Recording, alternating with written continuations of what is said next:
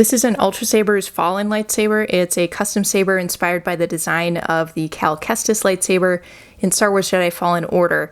And the lightsaber that I have here is configured as a stunt saber, meaning the blade lights up, but there is no sound. And also it has a Guardian blue blade, which means it has a blue LED basically illuminating the blade. Now if we take a closer look, this hilt is quite long. It's one of the longer Ultrasabers hilts out there.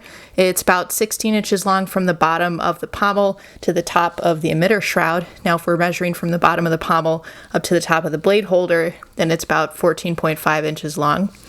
And really kind of one of the neat features of any kind of Cal Kestis inspired lightsaber is the double shroud at the top. That kind of steals the show, right? So we have this double shroud.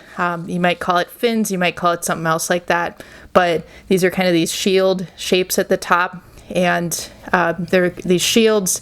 And then on the combat version of this lightsaber, it has these kind of inlaid pieces. So these are some additional aluminum pieces that are kind of added. And so I have heard that during some lightsaber dueling, these can kind of fall out. So they are kind of attached and then also glued on the inside. But if they do fly out, I guess you can just kind of glue them back in. Now there are some windows on the side, so we have two kind of stacked vertical windows on one side and two on the other, very symmetrical in design. Below that there's this little kind of greebly, it's that's sort of a catch-all term, isn't it? This decorative kind of cylindrical piece below that. It doesn't really do anything. It's not an activation switch or anything like that.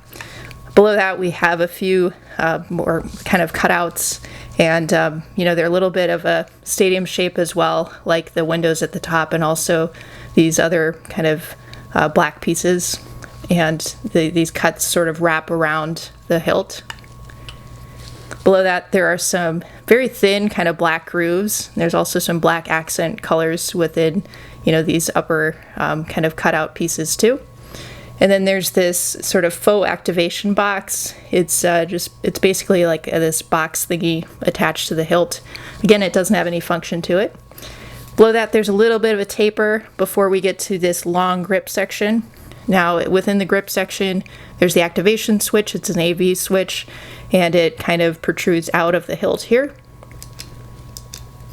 And then this grip section is kind of different. So I would think it's considered some type of knurling, but it's sort of like these little squares basically, rather than like diamond knurling. We'll see diamond knurling a lot.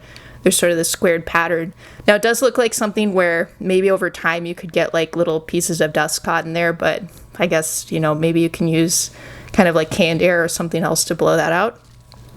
Here's the cover tech wheel, and then here's this very ornate pommel at the bottom that it really echoes some of the design aesthetics of the emitter section, with these sort of cut out stadium shaped pieces, and then a few kind of grooves as well, and then sort of this flat knobby piece at the bottom.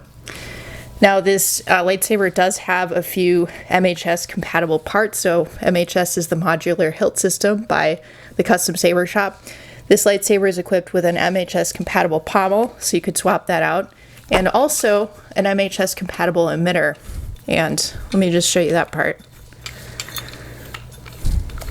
So what's interesting about this emitter in particular is you actually have the LED module below the emitter, and so you could very easily swap out this emitter for another one.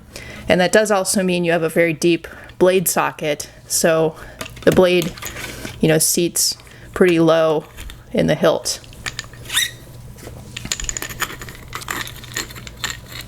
So I think that's pretty much what I wanted to cover in this review.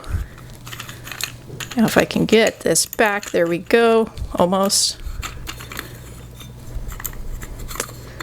There we go. Sometimes this threading is a little tricky.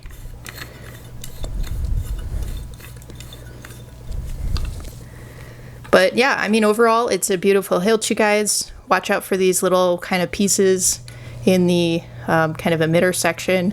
They may end up coming out at least for the combat version of this hilt. Now Saberforge does have, or not Saberforge, Ultrasabers does have another version of this hilt where it's kind of all solid, but apparently this one with these pieces added to it is supposed to be the more combat-ready version of the hilt, and the other one's not really recommended for dueling. But at any rate, here it is, you guys. This is an Ultrasabers Fallen lightsaber. It's a custom Cal Kestis inspired lightsaber.